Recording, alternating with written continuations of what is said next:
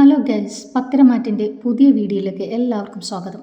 അനി അവന്തികയുടെ കൈവിരലിൽ മോതിരം അണിയാൻ തുടങ്ങുമ്പോഴേക്കും അനാമികയും അച്ഛനും അമ്മയും കൂടി അനന്തപുരിയിലേക്ക് എത്തുകയാണ് കേട്ടോ. അനാമികയുടെ അച്ഛൻ നിർത്ത് എന്ന് പറയുമ്പോൾ എല്ലാവരും അങ്ങോട്ട് നോക്കുകയാണ് കേട്ടോ. അനാമികയും അച്ഛനും അമ്മയും കൂടി അവരുടെ അടുത്തേക്ക് ചെല്ലുകയാണ്. അവളെ കാണുമ്പോൾ എനിക്ക് സന്തോഷമാവുകയാണ് കേട്ടോ. ഈശ്വരനായിട്ടാ ഇവളെ ഇപ്പോൾ ഇവിടെ എത്തിച്ചത്. സാറേ, ഡിവോഴ്സിലിരിക്കുന്ന ചെറുക്കൻ മറ്റൊരു പെണ്ണിനെ വിവാഹം കഴിക്കാൻ പാടില്ലെന്നറിയില്ലേ? ഇതെവിടുത്തെ ഏർപ്പാടാ എന്ന് വേണു മൂർത്തിമുത്തശ്ശനോട് ചോദിക്കുകയാണ് കേട്ടോ. നിനക്കെന്താടാ ഇവിടെ കാര്യം എന്ന് മൂർത്തിമുത്തശ്ശൻ ചോദിക്കുമ്പോൾ അനാമികയുടെ അച്ഛൻ പറയും, എനിക്കിവിടെ കാര്യമൊന്നുമില്ല. പക്ഷേ അനിയുമായിട്ടുള്ള എൻ്റെ മകളുടെ ഡിവോഴ്സ് ഇപ്പോഴും കോടതിയിൽ കിടക്കുകയല്ലേ സാറേ. അപ്പോൾ ആരും അറിയാതെ ഈ നിശ്ചയം നടത്തുമ്പോൾ അവളുടെ തന്ത എന്ന രീതിയിൽ ഞാനിതിൽ ഇടപെടണ്ടേ? അപ്പോൾ ജലജ അനാമികയോടെ പറയും, അതിന് കല്യാണമൊന്നുമല്ലല്ലോ നടത്തിയത്, മോതിരമാറ്റൽ ചടങ്ങല്ലേ. എന്ത് കുന്തം തന്നെയായാലും എന്നെയുമായിട്ടുള്ള ഡിവോഴ്സ് നടക്കാതെ ഇത് നടത്താൻ പറ്റില്ല എന്ന് അനാമിക പറയുകയാണ് കേട്ടോ. എന്തിനാടി നീ എൻ്റെ മോൻ്റെ ജീവിതം നശിപ്പിക്കാൻ വീണ്ടും ഇങ്ങോട്ട് വന്നത് എന്ന് ജാനകിയും ചോദിക്കുകയാണ് കേട്ടോ. അപ്പോൾ വേണു മൂർത്തിമുത്തശ്ശനോട് പറയും, സാറേ, ഞങ്ങൾക്ക് എൻഗേജ്മെൻറ്റ് മുടക്കണമെന്നൊന്നും ആഗ്രഹമില്ല. ഞങ്ങൾ പല തവണയായിട്ട് സാറിനോട് ചോദിക്കുന്നതാണ്. വേണ്ട വിധത്തിൽ എൻ്റെ മോൾക്ക് എന്തെങ്കിലും കോമ്പൻസേഷൻ തന്നാൽ ഞാനും മകളും പിന്നെ ഈ വഴിക്ക് വരില്ല. സാറിൻ്റെ കൊച്ചുമോൻ്റെ നിശ്ചയം അടിപൊളിയായിട്ട് നടത്തുകയും ചെയ്യാം എന്ന് പറയുകയാണ് കേട്ടോ. ഇല്ലെങ്കിലോ എന്ന് മൂർത്തിമുത്തശ്ശൻ ചോദിക്കുമ്പോൾ, അങ്ങനെ നടത്തുന്നത് ശരിയാണോ സാറേ എന്ന് വേണു ചോദിക്കുന്നതും ഭരണം വെച്ച് വേണുവിനിട്ട് മുത്തശ്ശൻ ഒന്ന് കൊടുക്കുകയാണ് കേട്ടോ. ഒരു ചില്ലിക്കാശ് നിനക്കോ നിന്റെ മകൾക്കോ ഞാൻ തരില്ല, മര്യാദയ്ക്ക് ഇവിടെ നിന്നും പൊക്കോ എന്ന് പറഞ്ഞ് ആക്രോശിക്കുകയാണ് കേട്ടോ മുത്തശ്ശൻ. അപ്പോൾ തന്നെ നന്ദുവിൻ്റെ പോലീസ് ജീപ്പ് അവിടെ എത്തുകയാണ് കേട്ടോ. നന്ദു വന്നിട്ട് മുത്തശ്ശനോട് പറയും, ഈ എൻഗേജ്മെന്റ് തൽക്കാലം നടത്താൻ പറ്റില്ല. എനിക്ക് അനാമികയുടെ ഒരു പരാതി ലഭിച്ചിട്ടുണ്ട്. ഓ, അപ്പോൾ ഇത് നിന്റെ കളിയായിരുന്നല്ലേ? നിനക്ക് ഈ വീട്ടിൽ കയറിക്കൂടാനായിരുന്നല്ലോ ആഗ്രഹം. ആ സ്ഥാനത്ത് മറ്റൊരാൾ വരുന്നത് നിനക്ക് സഹിക്കില്ലല്ലോ എന്ന് ജലജ പറയുകയാണ് കേട്ടോ. അച്ഛാ, എന്തായാലും ഇവരുടെ എൻഗേജ്മെന്റ് ഒരു കാരണവശാലും മുടങ്ങരുത് എന്ന് ജലജ പറയുകയാണ്. അപ്പോൾ നന്ദു പറയും, ആൻറ്റി, അനാമിക സ്റ്റേഷനിൽ വന്ന് പരാതി നൽകിയതാണ്. ആ പരാതി എനിക്ക് എടുത്തേ പറ്റൂ. അനാമികയെ ഇതറിയിച്ചത് നീയല്ലേ എന്ന് ജാനകി ചോദിക്കുകയാണ് കേട്ടോ. ഈ വീട്ടിൽ കയറി പറ്റാനായിട്ട് അനിയുടെ പുറകെ കടിച്ചു തൂങ്ങി നടക്കുകയാണല്ലോ നീ. അതേ ജാനകി, ഇവൾ തന്നെയായിരിക്കും അനാമികയെ വിവരം അറിയിച്ചത്. നിനക്ക് നാണമില്ലേടി? എന്നിട്ട് അനിയോട് ജാനകി പറയും, ഇപ്പോഴെങ്കിലും നിനക്ക് ഇവളെ മനസ്സിലായില്ലേടാ? എൻ്റെ മോനെ ജയിലിലാക്കാൻ ഇവൾക്ക് ഒരു മടിയുമില്ല. മുത്തശ്ശ, എനിക്ക് ഈ പരാതി സ്വീകരിച്ചേ മതിയാവൂ. സോറി. നിർത്ത്.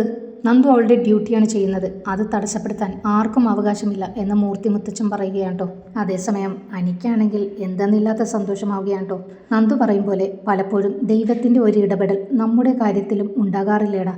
അതുപോലെ ഇവിടെയും എന്തെങ്കിലും ഒരു വഴി ദൈവമായിട്ട് കാണിച്ചു തരും എന്നവൾ പറഞ്ഞത് വെറുതെ ആയില്ല. എല്ലാവരും എന്നോട് ക്ഷമിക്കണം, എനിക്കെൻ്റെ ഡ്യൂട്ടി ചെയ്തേ പറ്റൂ എന്ന് പറഞ്ഞിട്ട് അനിയെ അറസ്റ്റ് ചെയ്തുകൊണ്ട് പോവുകയാണ് കേട്ടോ. അപ്പോൾ രണ്ടു പേരുടെയും മുഖത്ത് ഒരു ചിരിയുണ്ടായിരുന്നു. അനിയെ കൊണ്ടുപോകുന്നത് കാണുമ്പോൾ എല്ലാവരും ഇരുന്ന് കരയുകയാണ് കേട്ടോ. അപ്പോൾ വേണുവിനെ കാണുമ്പോൾ മുത്തശ്ശൻ പറയും, ഇറങ്ങിപ്പോടാ, ഇനി നമുക്ക് കോടതിയിൽ കാണാം സാറേ എന്ന് പറഞ്ഞ് വേണുവും കൂട്ടരും പോവുകയാണ് കേട്ടോ. ഇതറിഞ്ഞ് നവീൻ വേണുവിനെ വിളിക്കുകയാണ് കേട്ടോ. നിങ്ങൾ എന്ത് പരിപാടിയെ കാണിച്ചത്? ഞാൻ പറഞ്ഞതല്ലേ നിശ്ചയം കഴിഞ്ഞതിന് ശേഷം കോമ്പൻസേഷൻ ചോദിച്ചു മേടിക്കാമെന്ന്. ഇനിയിപ്പോൾ അത് കിട്ടാതാക്കിയില്ലേ? അതിപ്പോൾ നിശ്ചയം കഴിഞ്ഞാലും കഴിയുന്നതിന് മുമ്പും ഒരുപോലെ തന്നെയല്ലേ സാറേ? ഞങ്ങൾക്ക് കോമ്പൻസേഷൻ കിട്ടണം, അതും ഞങ്ങൾ ചോദിക്കുന്ന തുക. സാറ് നോക്കിക്കോ, ആ മൂർത്തി അയാൾ എൻ്റെ മുമ്പിൽ വരും, ചോദിക്കുന്ന തുക തരാമെന്ന് പറഞ്ഞതിൽ കൂടുതൽ തന്നെ ഞാൻ വാങ്ങിച്ചുമെടുക്കും എന്ന് വേണു നവീനോട് പറയുകയാണ് കേട്ടോ. നവീനെ ഉത്തരം മുട്ടി പോവുകയാണ്. എങ്ങനെയെങ്കിലും അവൻ്റെ നിശ്ചയം നടക്കണം. അതിനാ അവർ രഹസ്യമായി നടത്താൻ പോയ കാര്യം ഞാൻ ഇവരോട് പറഞ്ഞത്. അതിപ്പോൾ വെള്ളത്തിൽ വരച്ച വര പോലെ ആയിപ്പോയല്ലോ. പിന്നെ സാറിന് ഇത് നടന്നാൽ ഗുണമുണ്ട്, അതുകൊണ്ടാണ് സാർ അങ്ങനെ പറയുന്നത്. എന്നാലേ ഇനി നിശ്ചയം നടക്കണമെങ്കിൽ മൂർത്തിക്ക് എന്നെ വിളിച്ചല്ലേ പറ്റൂ. ഇനി കാര്യങ്ങൾ നിൽക്കാൻ ഞങ്ങൾക്കറിയാം സാറേ എന്ന് പറഞ്ഞ് വേണു കോൾ കട്ട് ചെയ്യുകയുണ്ടോ. പിന്നീട് കേസ് കോടതിയിൽ വരികയുണ്ടോ. ഡിവോഴ്സിലിരിക്കെ നിശ്ചയം നടത്താൻ തുനിഞ്ഞതിനാൽ അനാമികയെ മനഃപൂർവ്വം ഒഴിവാക്കാൻ നോക്കിയതാണെന്ന് കോടതി സംശയിക്കേണ്ട സാഹചര്യം വന്നതിനാൽ ഡിവോഴ്സ് ക്യാൻസൽ ആക്കുകയാണ് കേട്ടോ. എന്നാൽ ചില്ല് കാശ് കൊടുക്കില്ല എന്ന വാശിയിലാണ് മൂർത്തിമുത്തശ്ശൻ. ഇതേസമയം അവന്തികയുടെയും അനിയുടെയും നിശ്ചയം മുടങ്ങിയതിനാൽ നാഗേന്ദ്രൻ അഭിയോട് വേണുവിനെയും അനാമികയോടും നീ സംസാരിക്കണമെന്ന് പറയുകയാണ് കേട്ടോ. അതേസമയം ഒരെണ്ണം മുടക്കാൻ നോക്കിയ അനിക്കും നന്ദുവിനും അടുത്ത പ്രശ്നം തുടങ്ങുകയാണ്.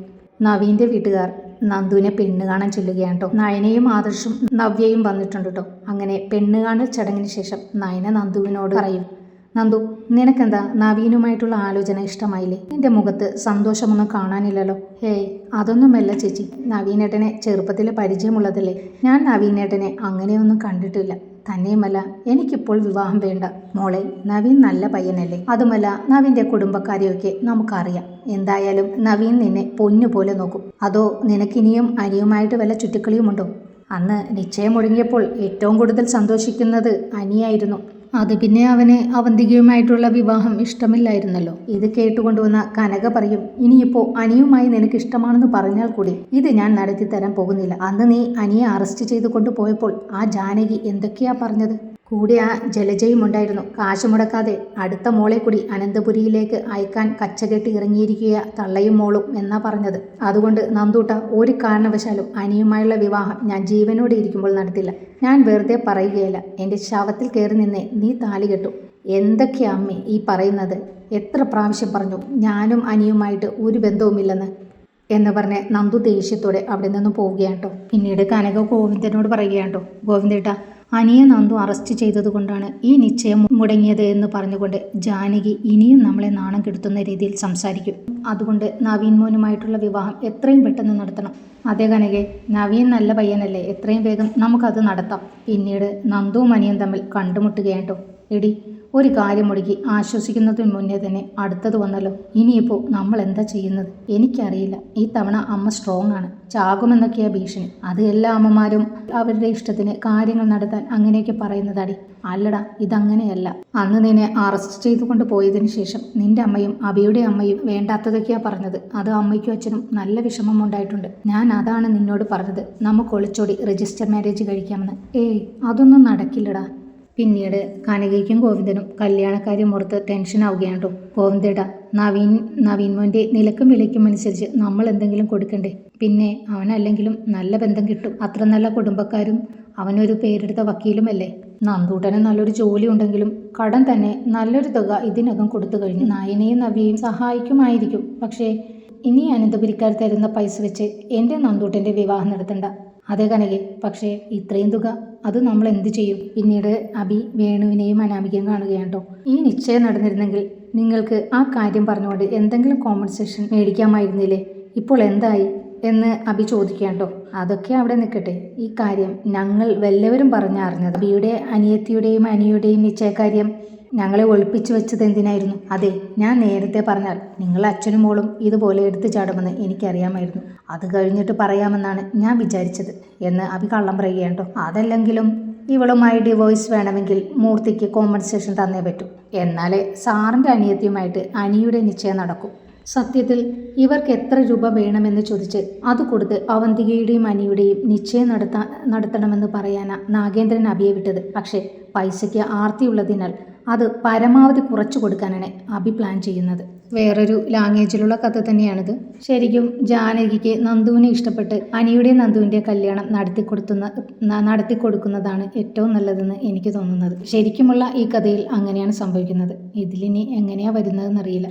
എന്തായാലും നിങ്ങൾക്ക് ഈ വീഡിയോ ഇഷ്ടമായെങ്കിൽ ഒന്ന് ലൈക്ക് ചെയ്ത് സബ്സ്ക്രൈബ് ചെയ്ത് സപ്പോർട്ട് ചെയ്യണേ. അതുപോലെ വീഡിയോ ഹൈപ്പ് ചെയ്യാനും മറക്കരുത്. നിങ്ങളുടെ വിലയേറിയ കമൻറ്റുകളും പ്രതീക്ഷിക്കുന്നു. താങ്ക്